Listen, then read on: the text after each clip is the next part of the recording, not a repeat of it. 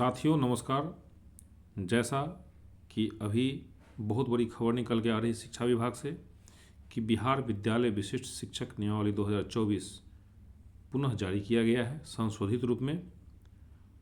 तो नियोजित शिक्षकों की जो सबसे बड़ी मांग थी उस मांग को आंशिक रूप से सरकार मानते हुए, पूरा मांग तो नहीं माना गया है, आंशिक रूप से मानते हुए बिहार विद्यालय विशिष्ट शिक्षक नियमावली 2024 आज 19/12/2024 को पारित कर दिया गया है। तो यह नियमावली जो है सो जो सक्षमता परीक्षा पास कर गए हैं उनके ऊपर लागू होगा। इसमें जो प्रमुख बातें हैं वही मैं आपको अभी संक्षिप्त रूप से बताता हूँ। सक्षमता परीक्षा अब 3 की जगह 5 बार लिया जाएगा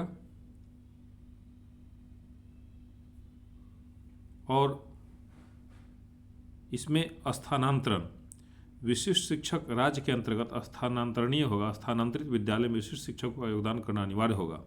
इस हेतु विभाग द्वारा अलग से स्थानांतरण नीति निर्धारित की जाएगी। तो साथियों, यह भी जो एक सरकार का आदेश है 10.1, ये भी एक काफ़ी असमंजस भरा आदेश है। उसके बाद पुनः हम लोग देखते हैं कि 10.2 के अंतर्गत विशिष्ट शिक्षकों को सामान्य रूप से जिला के अंदर स्थानांतरण पदस्थापना की कार्रवाई आरटीई मानक के अनुरूप छात्र शिक्षक अनुपात एवं विभिन्न श्रेणी के शिक्षकों के मध्य संतुलन को ध्यान में रखते हुए एवं प्रशासनिक कार्यों से जिला स्थापना समिति द्वारा की जाएगी।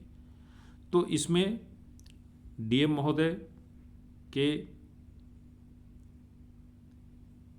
अध्यक्षता के रूप में कई सारे पदाधिकारी लोग होंगे और अभी जो स्थानांतरण किया जाएगा वो शिक्षा विभाग के सचिव के अंतर्गत अध्यक्ष के रूप में किया जाएगा।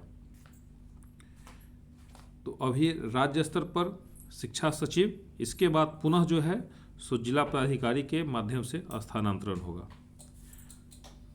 और हाई स्कूल एवं उच्च माध्यमिक विद्यालयों के विशिष्ट शिक्षकों के स्थानांतरण के लिए राज्य स्तरीय समिति की अलग अलग बैठक आयोजित होगी।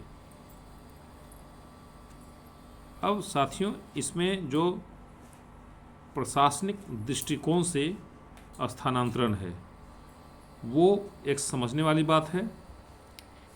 काफ़ी कुछ इसमें समावेशन कर दिया गया है। प्रशासनिक दृष्टिकोण यथा अनुशासनहीनता, सरकारी आदेश की अवहेलना, लगातार विलंब से विद्यालय आना, विद्यालय में उपस्थिति दर्ज कर गायब हो जाना, शैक्षणिक वातावरण को दूषित करना, दूसरे शिक्षक के पठन पाठन नहीं करने हेतु उकसाना, महिला शिक्षिका छात्रों के साथ अमर्यादित व्यवहार की शिकायत, बच्चों के अधिगम स्तर में वांछित प्रगति नहीं होना, पाठ्यक्रम का संधारण नहीं करना एवं शिक्षण कार्य हेतु सरकार के निर्देश का पालन नहीं करना। इन सभी स्थिति में साथियों प्रखंड या जिला से बाहर भी स्थानांतरण किया जा सकता है।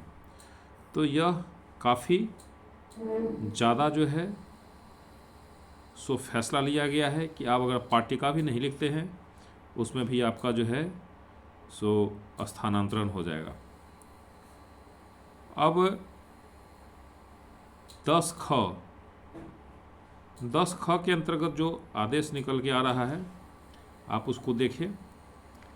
सरकारी आदेश का पालन करना, सरकारी आदेश का हर हाल में आपको पालन करना है। निर्धारित पाठ्यक्रम को सुगम एवं सुलभ ढंग से पूर्ण करना, मतलब आपको जो पाठ्यक्रम पढ़ाना है वो बिल्कुल आसानी से आपको बच्चों को पढ़ाना है। समय पर विद्यालय आना और निर्धारित रूटीन के अनुसार कक्षा का संचालन करना।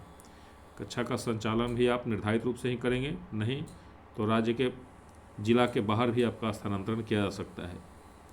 शैक्षिक वातावरण को दूषित करना, दूसरे शिक्षक के पठन पाठन नहीं करने में व्यवधान नहीं करना, शिक्षण कार्य से इनकार नहीं करना, महिला शिक्षिका छात्राओं के साथ अमर्यादित व्यवहार नहीं करना, किसी दल विशेष के पक्ष में राजनीति में सम्मिलित नहीं होना। तो साथियों, अब आप निश्चित रूप से किसी भी जो राजनीतिक दल है उसके सदस्य नहीं होंगे, निजी ट्यूशन कोचिंग और अन्य व्यावसायिक संस्थानों में संलिप्त नहीं होना। तो ये सब काफ़ी इम्पोर्टेंट है। किसी प्रकार के नशा का सेवन नहीं करना। तो किसी भी तरह का अगर आप नशा का सेवन करते हैं तो उसमें भी आपको ट्रांसफ़र किया जा सकता है। किसी सामाजिक कुरीतियों विशेषकर बाल विवाह एवं दहेज प्रथा को दूर करने में सक्रिय भूमिका निभाना। वार्षिक माध्यमिक परीक्षा एवं उच्च माध्यमिक परीक्षा के सफल संचालन हेतु बिहार विद्यालय परीक्षा समिति द्वारा समय समय पर दिए जाने वाले निर्देशों का अनुपालन करना। अब साथियों, इसमें दो तरह का जो है सो अनुशासनिक कार्रवाई दिया हुआ है। 11.1 विशिष्ट शिक्षक अवचार या कदाचार के विभिन्न कृत्यों के लिए ऐसे अनुशासनिक कार्रवाई के अधीन होंगे जो नियुक्ति प्राधिकार द्वारा विनिश्चित किए जाएंगे। 11.2 विशेष रूप से नियुक्त प्राधिकारी निम्नलिखित मामलों में विशिष्ट शिक्षक के खिलाफ अनुशासनिक कार्रवाई शुरू करने के लिए सक्षम होंगे। कार्य से अनाधिकृत अनुपस्थित, मतलब आप लगातार अनुपस्थित रहते हैं, उसमें भी कार्रवाई हो जाएगी। जानबूझकर अवज्ञा या अनुशासनहीनता, विद्यालय के शैक्षणिक वातावरण में योगदान न देना, वित्तीय अनियमितता के मामले, सार्वजनिक जीवन में ईमानदारी का अभाव, किसी भी आपराधिक मामले में शामिल होना, बिहार सरकारी सेवक आचार न्यायालय 1976 के प्रावधानों का उल्लंघन। तो अब हम लोग सभी नियोजित शिक्षक 1976 के गाइडलाइन से ही चलेंगे। कोई अन्य मामला जिस पर अनुशासनिक प्राधिकार विचार करे। नियम 10 ख आचरण संहिता का उल्लंघन। अब साथियों, इसमें दो तरह का दंड है। एक बृहद दंड, बृहद दंड 11.4 के अंतर्गत है बर्खास्तगी, मतलब आपकी सेवा समाप्त कर दी जाएगी। दूसरा है अनिवार्य सेवानिवृत्ति। अनिवार्य रूप से आपको साथियों, अभी आप देखते होंगे कि बहुत सारे लोगों को अनिवार्य रूप से सेवा समाप्त करवा दिया जाता है। निचले पद में पदावनति, कम वेतनमान में पदावनति, संचयी प्रभाव से वेतन वृद्धि, वेतन वृद्धियों को रोकना, ये सब है बृहद दंड। लघु दंड के अंतर्गत साथियों आपका निंदा किया जाएगा। निर्धारित विधि से निर्दिष्ट दिनों के लिए सक्षम प्राधिकार के समक्ष उपस्थित दर्ज किया जाना आवश्यक होगा। वेतन कटौती के माध्यम से वित्तीय जुर्माना लगाना जो 15 दिनों से अधिक न हो। गैर संचयी प्रभाव से वेतन वृद्धि को रोकना, प्रोन्नति रोकना। तो ये साथियों लघु दंड है।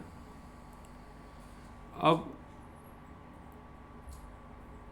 जो ये सारा नियमावली है साथियों, काफ़ी बृहद नियमावली के अंतर्गत सभी शिक्षकों को बांधने का प्रयास किया गया है।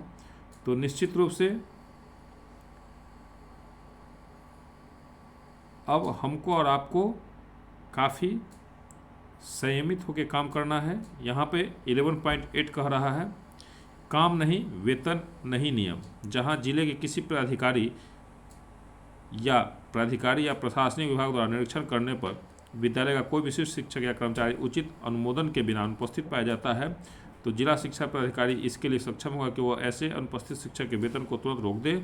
इसके बाद 7 दिनों का समय देकर अनुपस्थित शिक्षकों के कारण बताओ पूछा जाएगा और यदि उत्तर संतोषजनक नहीं होता है तो अनुपस्थित की अवधि के लिए अनुपस्थित शिक्षक के वेतन कटौती की जाएगी।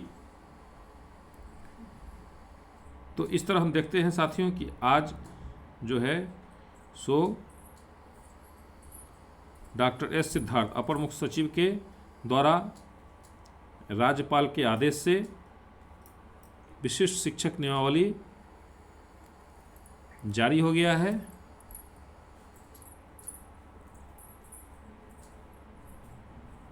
इन्हीं ताज़ा खबर के साथ आप हमारे चैनल पर लगातार जुड़े हुए रहें। धन्यवाद।